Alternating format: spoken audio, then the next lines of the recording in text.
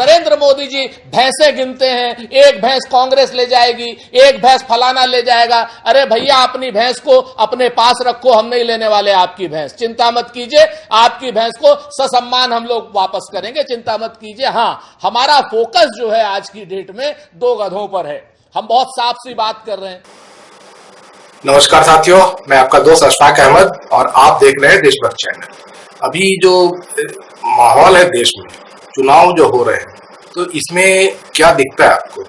एक तरफ तो मोदी जी जो है वो लगातार शहजादे की बात कर रहे हैं और भैंसुख खोलने की बात कर रहे हैं और ये तमाम तरह के वाहियात बेवकूफ़ी भरे बयान दे रहे हैं।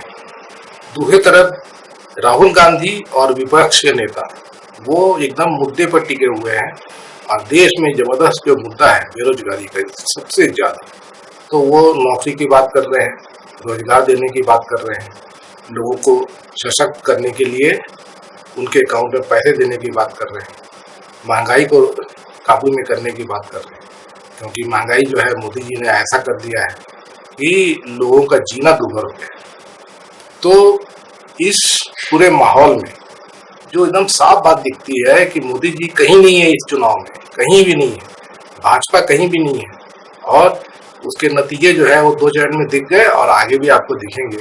क्योंकि जो भाजपा के जब कट्टर समर्थक है वो भाजपा को वोट नहीं दे रहे। भाजपा को जो वोट देने वाले लोग हैं वो घर से ही नहीं निकल रहे और बाकी जो जनता है जो वोट दे रही है तो वो बम्पर वोट दे रही है विपक्ष को। और वोट परसेंटेज जो कम हुआ है, तो एक्चुअली देखा जाए तो क्या है कि हमारे देश में 60% एवरेज लोग मतदान करते हैं। वो मोदी जी के भरोसे ज्यादा वोट कर गए थे 73% तक 2019 में। तो उसकी वजह थी कि लोगों को आशा थी कि मोदी जी कुछ कर जाएंगे और सबका भला हो जाएगा। तो 10 साल से देख रहे हैं तो मोदी जी तो वही के वहीं अटक गए। पहले जब आए 2014 में तो 2 करोड़ नौकरियों की बात की है, 15 लाख अकाउंट में आ जाएंगे, काला धन पूरा आ जाएगा, किसानों की आय दुगनी हो जाएगी, देश में बुलेट ट्रेन चलने लगेगी, सबके घर पक्के मकान हो जाएंगे, यही सब बात किए थे ना। लेकिन 10 साल में मोदी जी ने क्या किया? कहीं कुछ दिखता है आपको? समझ में आता है? सिर्फ डुगडुगी पीट रहे हैं। मोदी मीडिया जो है वो दिखाती रहती है कि मोदी जी ने ये तीर मार दिया, वो तीर मार दिया, लेकिन कहाँ तीर मारा है? देश तो डूबते जा रहा है ना। मोदी जी जो नोटबंदी किए थे, गब्बर सिंह टैक्स लगा दिए थे और लॉकडाउन कर दिए थे, तो उसका नतीजा जो हुआ कि एकदम हमारी इकोनॉमी चरमरा गई। ऊपर से मोदी जी अब टैक्स लोगों का जो क्या है आमदनी घट गई, तो पर्सनल इनकम टैक्स कम हो गए। अब सरकार चलाने के लिए टैक्स चाहिए तो मोदी जी क्या करेंगे? अब वैसे भी कॉर्पोरेट टैक्स भी कम कर दिए थे अपने मित्रों का, तो जनता से टैक्स ले रहे हैं, तो जीएसटी उनको दिख गया, तो जीएसटी जबरदस्त लगा रहे हैं हर चीज पे, तो उससे महंगाई बढ़ती है। दूसरे मोदी जी जो है वो अपना खजाना भरते हैं, तो खजाना कैसे भरते हैं तो उसका खुलासा हो गया सुप्रीम कोर्ट में। जब इलेक्टोरल बॉन्ड पे सब पूरा काला चिट्ठा बाहर आया तो समझ में आया कि मोदी जो है वो जो बिजनेसमैन है तो उनसे चंदा लेते हैं, धंधा देते हैं, पहली बात। तो वहीं पे जो है वो काला बाजारी चालू हो जाता है। और दूसरे जो चंदा नहीं देना चाहते हैं, जो ईमानदार टाइप के लोग हैं कि अपने काम में लगे हुए हैं, मेहनत कर रहे हैं, ईमानदारी से कुछ रोटी अपना बना रहे हैं और दूसरों को भी रोटी दे रहे हैं, तो उनसे जबरन चंदा लेना है तो ईडी भेज देते हैं। अब बेचारे डर के फिर चंदा दे देते हैं, तो हफ्ता वसूली का भी काम चालू था। तो इससे चरमरा गया है पूरा व्यवस्था और सीधे जनता पर असर पड़ा है और इसीलिए जनता जो है एकदम निराश हो गई कि मोदी जो है वो कुछ नहीं कर सकते हैं। इसीलिए अब सरकार बदलना है और वोटिंग जो हुई है वो सरकार बदलने की हुई है। तो ये जो कम वोटिंग दिख रही है वो क्या है कि 60% 62% वोटिंग हो रही है, तो वो तो नॉर्मल है देश में।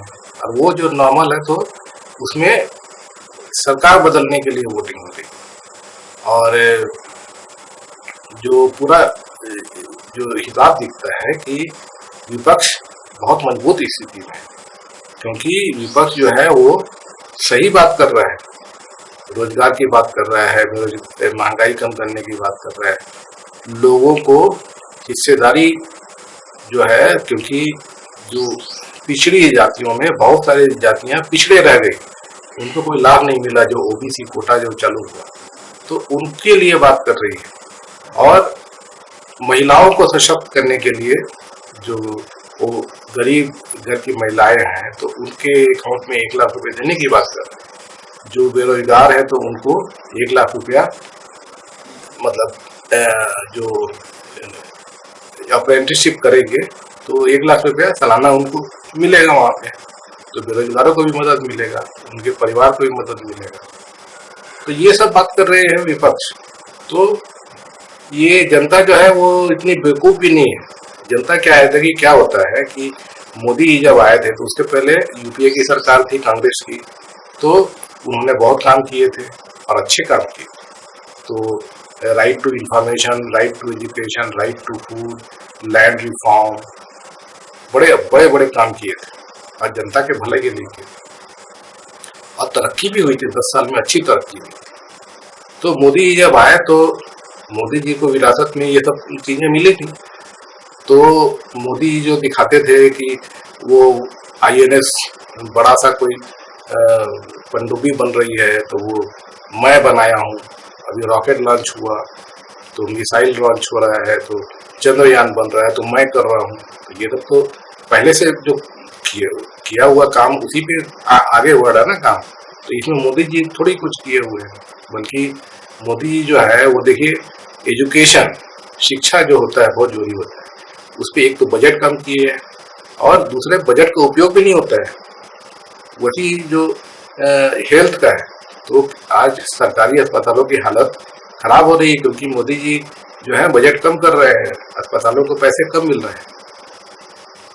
तो ये जनता पे असर पड़ता है, क्योंकि गरीब जनता जो है वो प्राइवेट महंगे स्कूलों में बच्चों को नहीं पढ़ा सकती, प्राइवेट महंगे अस्पतालों में नहीं जा सकती। और मोदी जी सिर्फ यही करते हैं। रेलवे भी देख लीजिए, तो जो रेलवे की जो गाड़ियाँ जो है तो उस पर मोदी जी ध्यान नहीं दे रहे हैं। वंदे भारत और सब एसी कोच बनवा रहे हैं, और जो लोग स्लीपर में ट्रेवल करते हैं और या बिना रिजर्वेशन वाले बोगी में ट्रेवल करते हैं, उनकी हालत क्या है, बहुत हालत खराब। तो ये जो पूरा जो हिसाब दिखता है तो वो बहुत खराब दिखता है देश का। सिर्फ मोदी जी ये बना दिए वो बना दिए, उससे काम नहीं चलता है। आम जनता को क्या फर्क पड़ा? आम जनता को तो सिर्फ 5 किलो राशन पकड़ा रहे मोदी जी, उसके अलावा तो कुछ कर नहीं रहे। और वो भी जो 5 किलो राशन, क्योंकि कांग्रेस ने राइट टू फूड जो कानून बनाया था, तो उसमें ये प्रोविजन है कि कोई भी भूखे पेट ना सोए। तो उसके लिए तो कांग्रेस के जमाने में ही चल रहा था कि 1 रुपये किलो अनाज मिलता था, 7 किलो तक महीने का हर आदमी का। तो ये तो कांग्रेस का था ना, तो वही कंटिन्यू करना है। अगर मोदी जी को जो बस में होता है थोड़ी देते हो, क्योंकि मोदी जी आप देखेंगे कि पूरा हर चीज पे कंट्रोल करना चाहते हैं, तो पैसे पे भी ऐसे कंट्रोल करना है। इसीलिए गब्बर सिंह टैक्स लगाया था। क्या होता है कि जो जीएसटी कलेक्शन होता है, तो पहले होता था कि जीएसटी कलेक्शन जहाँ हुआ तो पहले स्टेट गवर्नमेंट के पास में पूरा जाता था पैसा, और वहां से भी सेंटर को जाता था। तो मोदी जी देखे कि भाई मेरे पास पूरा पैसा आ जाए, इसीलिए हड़बड़ी में जीएसटी लगवा दिए। हड़बड़ी में लगवाए तो उसमें कोई भी कैलकुलेशन, जो कुछ हिसाब किताब वो सब करना है, वो सब कुछ हुआ नहीं, बस लगा दिए ये सब पैसा मेरे पास में आ जाए।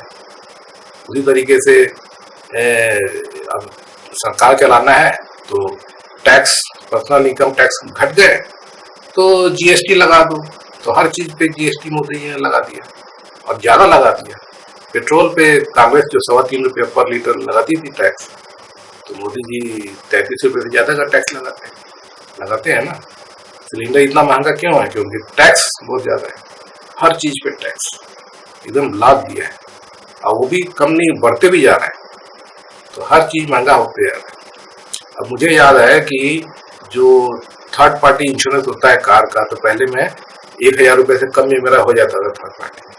आज अगर मैं करवाऊंगा तो 11-12 हजार रुपये लगते हैं। इतना महंगा कैसे हो गया? दवाई जो मैं खरीदता था पहले तो पूरी दवाई 100 रुपये की आती थी 7-8 साल पहले, तो अभी 400 रुपये 500 रुपये की आती है। तो इतना महंगा कैसे हो गया? अभी मोदी जी ने भयंकर टैक्स लगाया तो जनता पे असर पड़ता है ना। तो यही सवाल है कि जनता जब देख ली कि मोदी जी 10 साल में जो बोले थे उसका उलट हुआ है, तो अब कैसे वोट देंगे मोदी? और इसीलिए जो वोटिंग हो रही है ये सरकार बदलने की वोटिंग।